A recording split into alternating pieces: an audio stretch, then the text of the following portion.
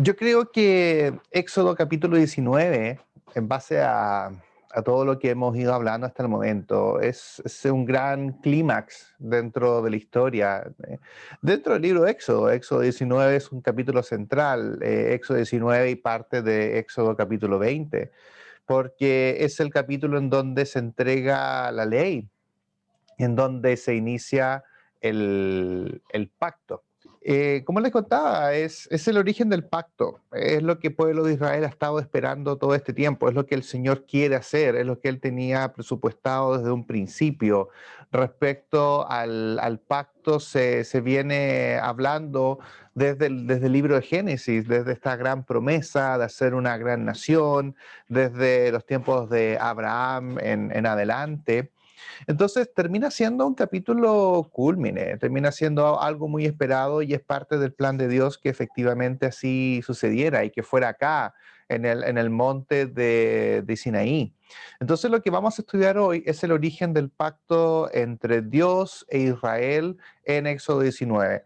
Para los judíos, sin duda, me atrevo a decir con toda confianza que dentro del Antiguo Testamento es uno de los capítulos más importantes, porque así como hemos visto historias interesantes, la salida de Egipto, ya estudiamos que la salida de Egipto también es un evento importante, este es otro gran evento importante. Todo lo que, toda la ley y todo el pacto y todo lo que tuvo Israel para funcionar como nación, nace acá en Éxodo capítulo 19, a los pies y en el monte de Sinaí, o también lo hemos conocido como el monte de Oreb, que significa monte de Dios. Y de hecho, desde aquí, desde este Éxodo 19 hasta el final del libro, en Éxodo 40, se relatan al menos 11 meses entre Éxodo 19 y Éxodo 40. Y ahí es donde vamos a terminar. Nos quedan solamente, estaba viendo el calendario, 4 clases, así que vamos a alcanzar a terminar el libro de Éxodo, vamos a alcanzar a terminar y decir, ok, vamos a ver entonces el primer año de nación de Israel. Lo que viene más adelante son cosas que en algún momento hemos estudiado. Viene todo lo que son las instrucciones del tabernáculo, algunas leyes, puede que lo estudiemos de una forma distinta, aún no lo sé muy bien, pero sin duda vamos muy bien respecto a los tiempos y donde vamos a quedar durante este año respecto a estas lecciones. No hay en el Medio Oriente ningún pueblo, no hay ninguna nación que haya tenido una ley o haya recibido la ley de esta manera. En la antigüedad todos los pactos son humanos, simplemente son personas, son de carne y hueso, como todos los países, ¿no? Que generan sus propias leyes, generan sus propios códigos, el código Amunabi, si no lo estoy diciendo bien, pero ese es uno de los códigos más antiguos de la ley en el tiempo, en el Medio Oriente, pero que son leyes dadas por los hombres, definitivamente, son creadas por los hombres. No hay ninguna nación en el Medio Oriente en ese tiempo, y nunca lo existió, de que hubiese recibido una ley de esta forma, de una forma divina, de una forma especial.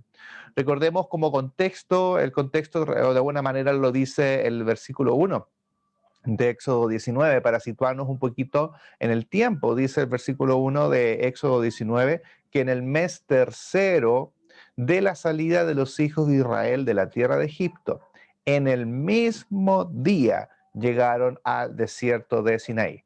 Por lo tanto, el versículo 1 ya nos coloca en tiempo y el espacio de la trama, lo que hemos estudiado hasta este momento, todas las pruebas que vimos antes, los problemas de agua, problemas de hambre, problemas de guerra que estudiamos anteriormente, sucedieron en un espacio de 3 meses.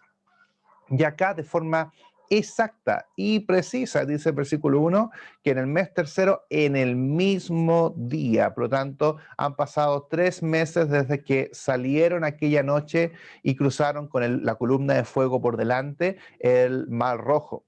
Como hemos estudiado en esta plataforma también, el calendario judío es exactamente, no es exactamente igual, pero es muy similar al nuestro. Los meses son de entre 29 a 31 días los meses, y dependiendo de estas diferencias de fiestas que estudiamos en algún momento. Por eso cuando hablamos de 3 meses podemos fácilmente saber que son como los 3 meses nuestros, ¿ok? Como nosotros lo entendemos en el calendario.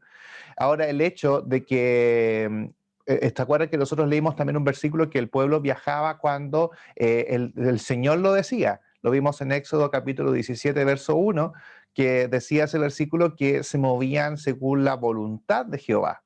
Entonces Jehová es quien determinaba por dónde iban, cuándo se quedaban, cuándo salían, cuándo descansaban y cuándo viajaban. Por eso que no es extraño de que llegasen al monte de Sinaí exactamente 3 meses después. Eso no es ninguna coincidencia, sino que efectivamente el Señor así lo quiere. Así que leamos, por lo tanto, lo que sucede acá. Vamos hasta el versículo 2. Dice el relato que habían salido de Refidim y llegaron al desierto de Sinaí y acamparon en el desierto. Y acampó allí Israel delante del monte.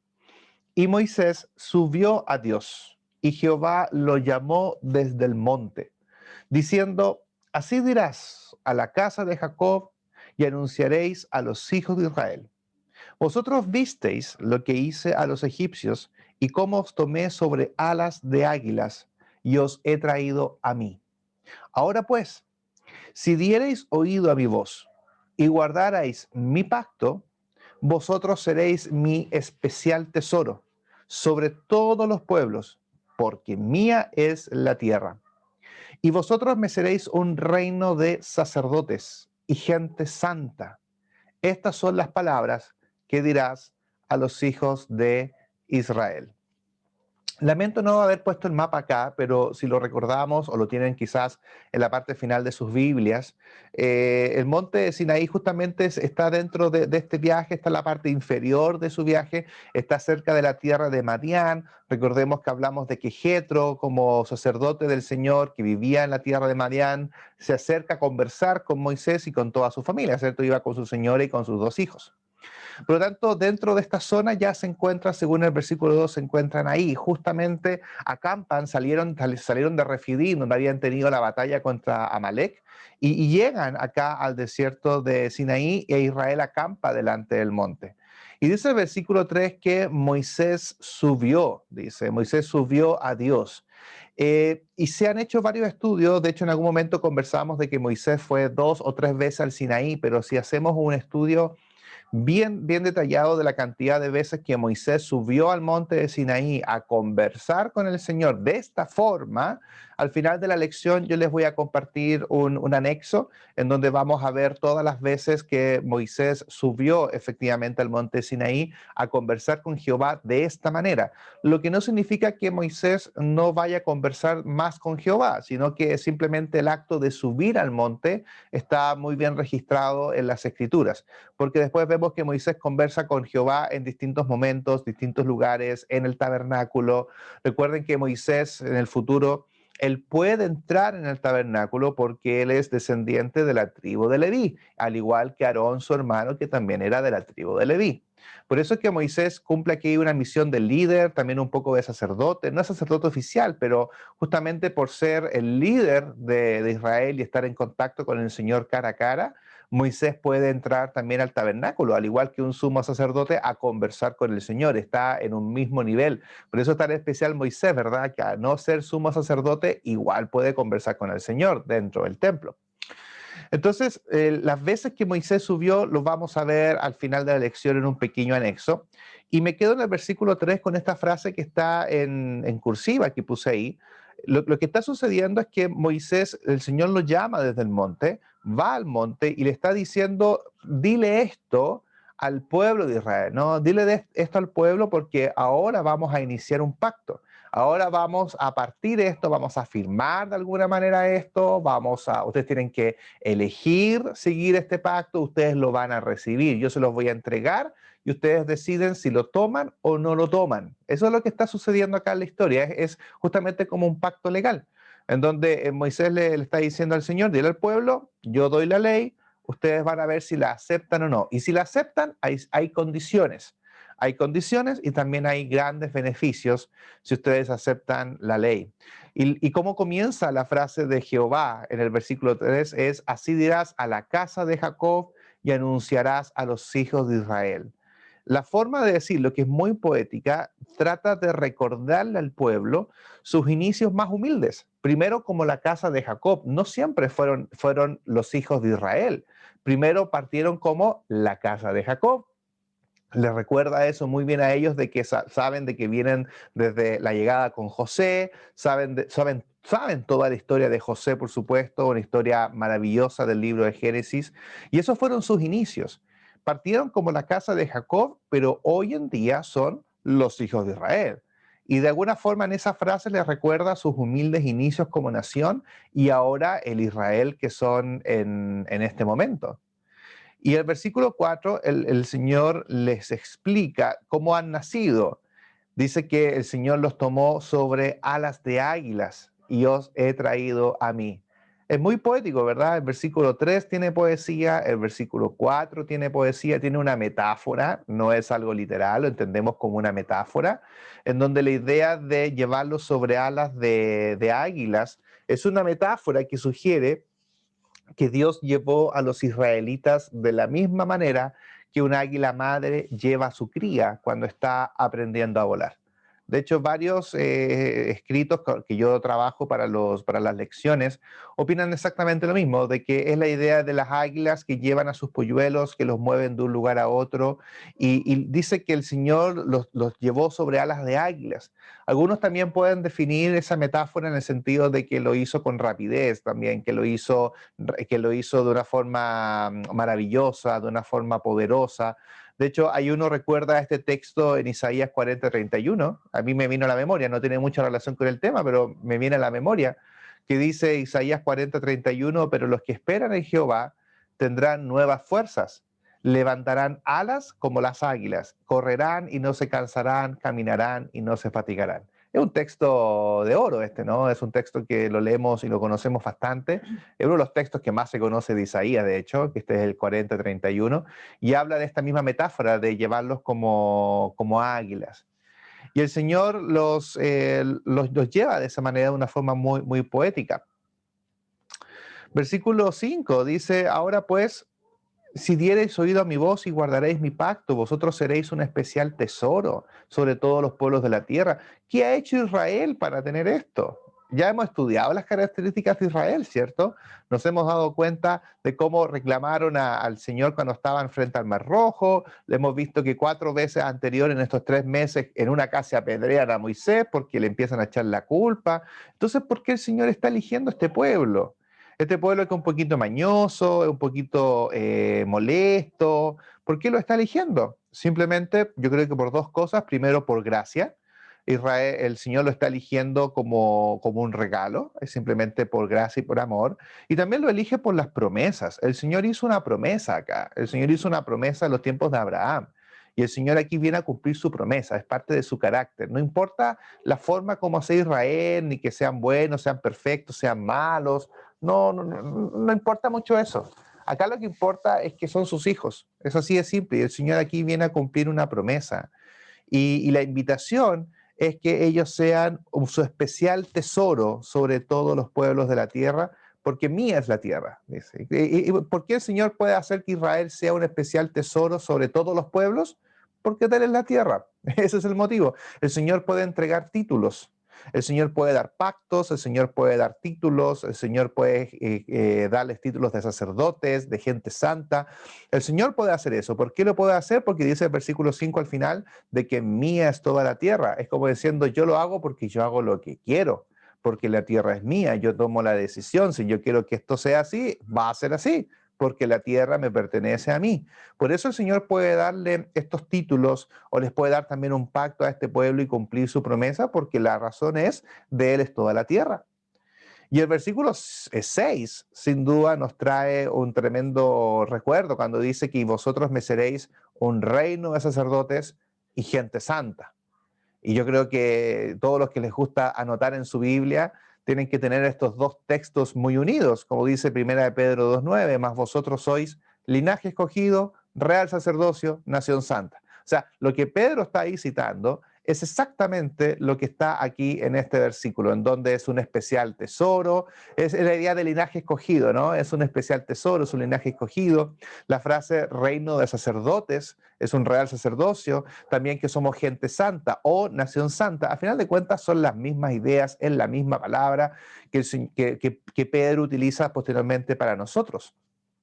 Por ende, me adelanto a algo que voy a leer más adelante, pero quiero decirlo acá, de que lo que hemos conversado a veces con mi madre, ¿no? Ella hace mucho ese comentario, siempre nos recuerda que aunque el versículo diga que el Señor hizo pacto eterno con su pueblo, eso no significa que hoy ese pacto siga siendo eterno, porque era eterno y duradero mientras el pueblo de Israel existiese. Pero una vez que se genera el cambio del pacto, ¿verdad? A través de la muerte de Cristo, como bien lo explica el libro de Colosenses, el libro de Efesios, Filipenses y muchos libros más del Nuevo Testamento, ese cambio de pacto genera de que hoy en día este reino sacerdote, esta gente santa, el apóstol Pedro dice que nosotros hoy entonces somos ese reino santo. ¿El pacto es eterno? Sí, el pacto es eterno, pero es un pacto mejor. Es un pacto renovado. El pacto se mantiene. El Señor sigue teniendo a su pueblo. Nada más que el Señor ahora agrandó su casa, agrandó su pueblo a través del sacrificio de Cristo y del bautismo de todos los creyentes. Entonces es bueno tener estos dos versículos muy bien linkeados porque explica muy bien de que el pueblo de Israel ya no es el pueblo de Israel hoy que el Señor dijo aquí en Éxodo 19, sino que hoy, perdón, vivimos un pacto completamente distinto. Es un pacto diferente.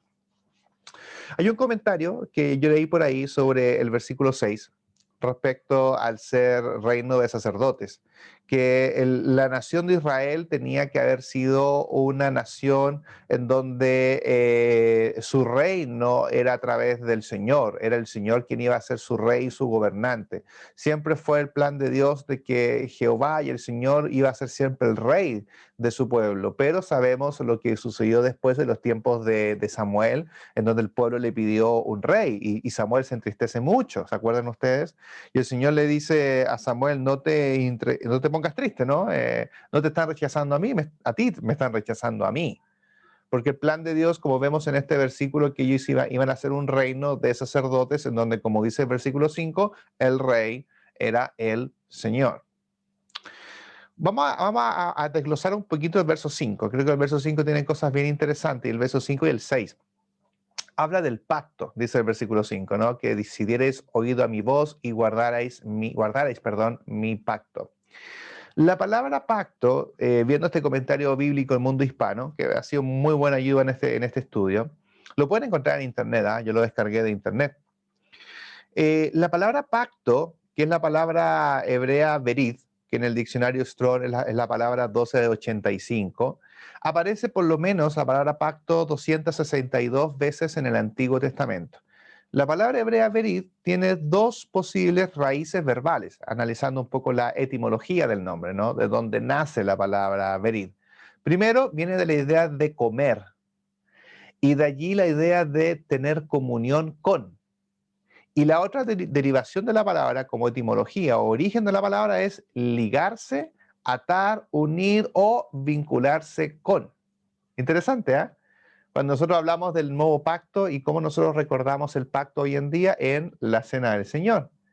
Por lo tanto, en una cena que es comer, tenemos comunión y en la cena recordamos la unión, que estamos unidos, atados, vinculados y ligados al Señor, a la sangre de Cristo y a su sacrificio.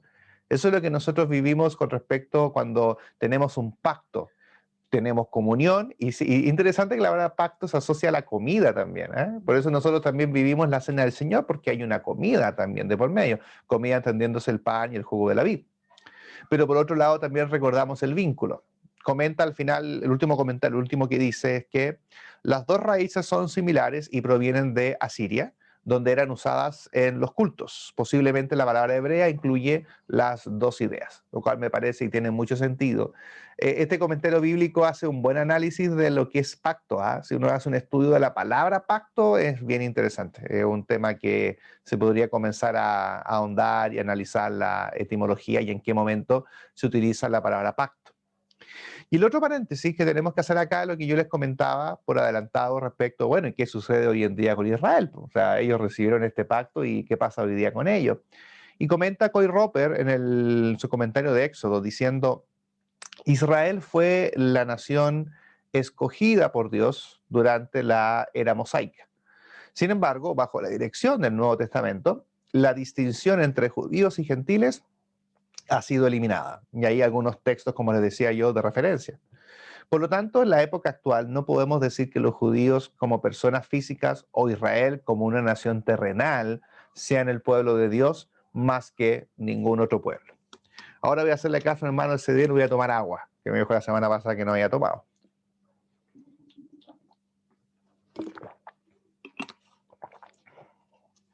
Me acuerdo un tema que hizo el hermano Oscar Arias antes de su operación y él nos mostró de que hoy en día, hoy, 2020, ¿no? Diciembre de 2020, 16 de diciembre, bello día, bello día, bello día. Él comentaba de que todavía hay grupos religiosos que tratan de restaurar Israel y están buscando dinero, promotores financieros y que la gente done dinero para poder rescatar a Israel y darle la gloria que se le prometió. Y están en esa encrucijada. Y la verdad es que no tiene sentido. Esto podría ser un estudio más largo, pero aquí tenemos muy breve y creo que todos entendemos lo mismo, así que no vamos a andar en ello. Pero este comentarista lo resume muy bien lo que pasa hoy en día con Israel y tenemos que entender la mejora del pacto. Me quiero quedar todavía en el versículo 5, creo que el 5 es súper interesante antes de seguir avanzando, que dice, ahora pues, si diereis oído a mi voz, aquí hay un condicionado, hay que tomar una decisión acá, la entrada de Israel en el pacto sería el resultado de su propia y libre elección. El pueblo debe elegir escuchar a Dios o no seguir con él. Eso es lo que le está diciendo a Moisés en el monte. Le está diciendo, ve y dile al pueblo que si oyen mi voz y si están de acuerdo a oírla, por lo tanto, si eligen oírme, van a tener que guardar mi voz. Y es lo que vamos a ver más adelante en la historia, que los ancianos efectivamente aceptaron este llamado.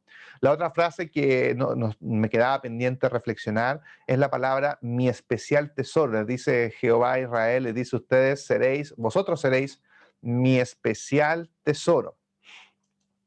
La palabra especial tesoro es una sola. Aquí la tenemos por separado, pero es una sola palabra en hebreo. El pueblo especial es la traducción de la palabra segulá. ¿Ok? Es una sola palabra. En la antigüedad, el rey tenía en su palacio un cuarto o tesorería donde guardaba los tesoros más preciosos para él. Allí podía tocarlos y satisfacerse al tenerlos en la mano. Ese lugar era su segulá, o segullá, si queremos decirlo de alguna manera.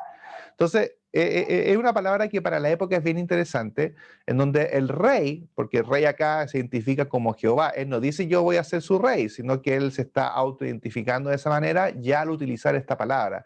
Ustedes van a ser ese secular, ustedes van a ser ese lugar en donde yo voy a tener todo lo más importante, o sea, yo puedo tener todo en la tierra, porque es la palabra, una palabra era que el rey podía tener todo un reino, pero había solamente un secular, que era un lugar en específico en donde él guardaba su mayor tesoro, aunque podía tener todo su reino. Y esto es lo mismo. Jehová decía en el versículo que leímos en el mismo versículo 5, ¿no? Que mía es toda la tierra. Por lo tanto, Jehová dice, yo tengo toda la tierra. En realidad todo es, y lo tengo todo, no necesito nada especial, pero quiero apartar algo y quiero tenerlo como en esos lugares especiales que tienen los reyes, en donde cuando yo quiera ver la tierra, voy a ir a un lugar en donde tengo a este singular, donde tengo a este especial tesoro. Es bien bonita la idea, ¿no? Bien bonita la alusión que tiene la palabra hebrea, que si nosotros la leemos así nomás la perdemos. Pero es interesante que hoy en día nosotros somos ese especial tesoro. Por lo tanto, el Señor mira toda la tierra, pero cuando quiere ver a su especial tesoro, cuando quiere ir a su segulá, busca a usted y a mí, ¿verdad? Busca al pueblo de Dios. Es súper lindo el versículo 5. Hay muchas cosas que ver en ese puro versículo y también, por supuesto, en el versículo 6. Entonces, cuando el Señor le dice esto, sigue la lectura, verso 7. Entonces vino Moisés y llamó a los ancianos del pueblo, ¿ok? Y expuso en presencia de ellos todas estas palabras que Jehová le había mandado. el condicionado, ¿no? El acuerdo, si ustedes lo van a tomar o no. Verso 8, y todo el pueblo respondió a una y dijeron, todo lo que Jehová ha dicho, haremos. Y Moisés refirió a Jehová las palabras del pueblo. Es un mensajero, ¿verdad? Moisés sube, Jehová le dice, voy a hacer un pacto, ve y dile si lo aceptan o no. Baja, los ancianos y el pueblo responden, no, todos de acuerdo. Responder a una no se refiere a que gritaron al mismo tiempo, se refiere a que están todos de acuerdo en el mismo tema. Y todos dijeron, sí, aceptamos todo lo que el Señor va a hacer. Y Moisés sube de nuevo y le lleva la respuesta. Obviamente Jehová sabe la respuesta, si Jehová está en todas partes, pero este es un acto de solemnidad. Eso es lo que estamos viviendo acá, es un acto solemne porque se está entregando el pacto con el pueblo.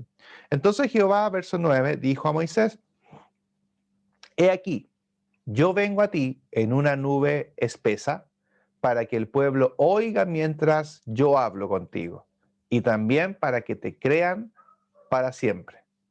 Y Moisés refirió las palabras del pueblo a Jehová.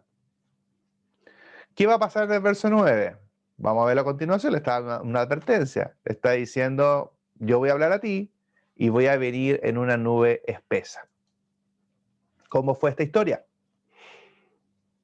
Y empiezan los preparativos, ¿no? Los preparativos para la entrega del pacto. Dice el verso 10, y Jehová dijo a Moisés, ve al pueblo y santifícalos hoy y mañana, y laven sus vestidos, y estén preparados para el día tercero, porque al tercer día Jehová descenderá a ojos de todo el pueblo sobre el monte de Sinaí, y señalarás término al pueblo en derredor, diciendo, guardaos, no subáis al monte, ni toquéis sus límites, cualquiera que tocar el monte, de seguro morirá. No lo tocará a mano, porque será apedreado o asaeteado. Sea animal o sea hombre, no vivirá. Cuando suene largamente la bocina, subirán al monte. Y descendió Moisés del monte al pueblo, y santificó al pueblo, y lavaron sus vestidos. Y dijo al pueblo, estad preparados para el tercer día, no toquéis mujer. Aquí están los preparativos. Todo esto sucede en un día súper interesante. Se dieron cuenta ustedes en el verso 11, el número 3 que se está repitiendo mucho. Hace 3 meses salieron, llegaron justo hace 3 meses y ahora van a tener que esperar 3 días. La numerología aquí se hace presente. Le dice el mensaje, la orden de Jehová a Moisés para que le diga al pueblo es santifícalos.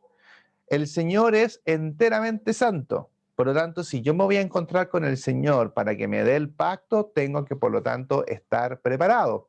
Y la ordenanza es que laven sus vestidos.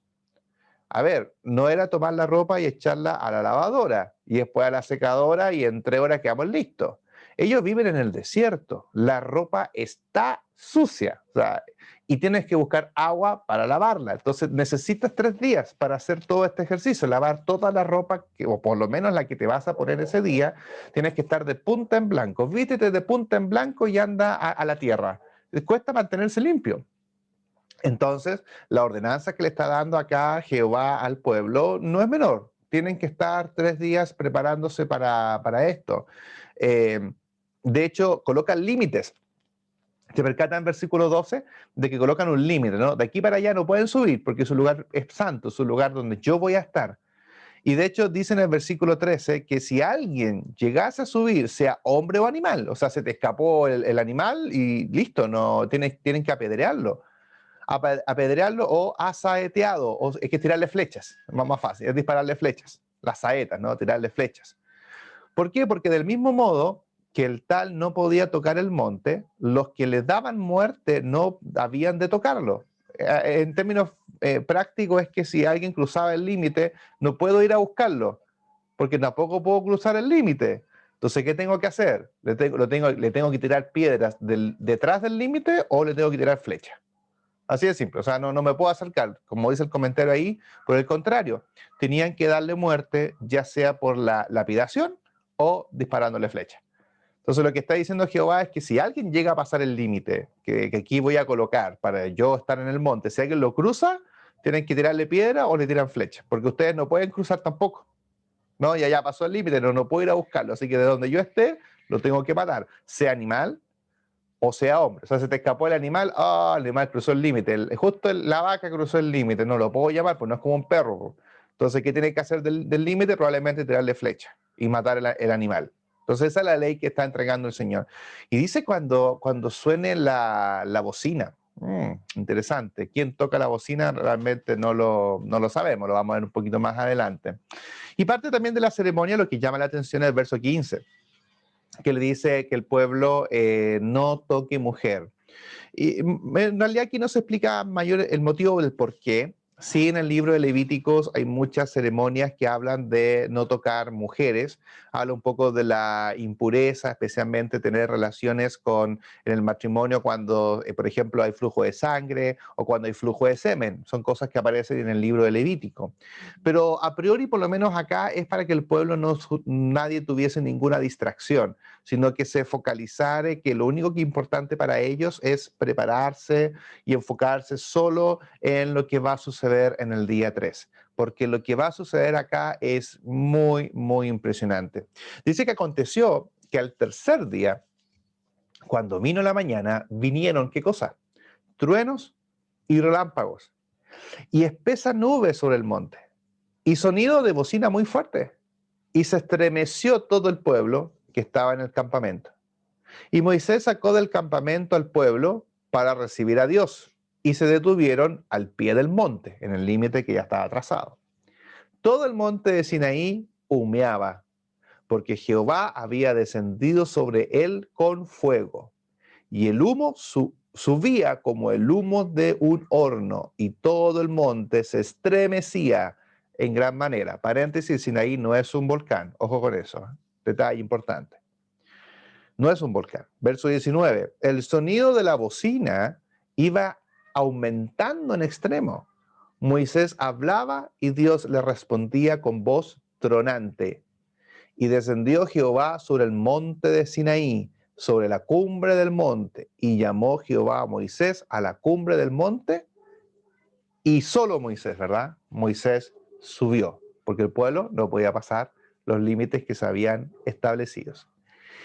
Esto es la mejor película, ¿no? Esto es la mejor. ¿Cómo te imaginas todo esto que efectivamente está sucediendo? Tenemos una mezcla de cosas acá. Esto se ha considerado básicamente como una teofanía. Son cosas que hemos conversado mucho este año, que es la representación de Dios a los ojos del ser humano, una representación visible de Dios. Tenemos 9 cosas acá sucediendo. Aquí están un poquito más ordenadas. ¿Qué incluye esta teofanía, esta representación de Dios? Truenos, relámpagos, nube espesa sobre el monte, sonido de bocina. No eran los hombres quienes tocaban la bocina, nadie tocaba bocina, sonaban las bocinas, tocadas por supuesto por el Señor generaba el sonido. Sobre eso entendamos que las bocinas siempre fueron como un elemento de inicio de fiestas, de llamado a la guerra, se utilizaban mucho las bocinas, pero aquí son tocadas en este caso por el Señor, mágicamente, ¿no? Punto 4, un monte que humeaba, el descenso del Señor en fuego, dice acá en uno de los versículos que leímos, ¿no? Descendió sobre él en fuego. Impresionante, él desciende en fuego, como el fuego que lo está llevando en la noche.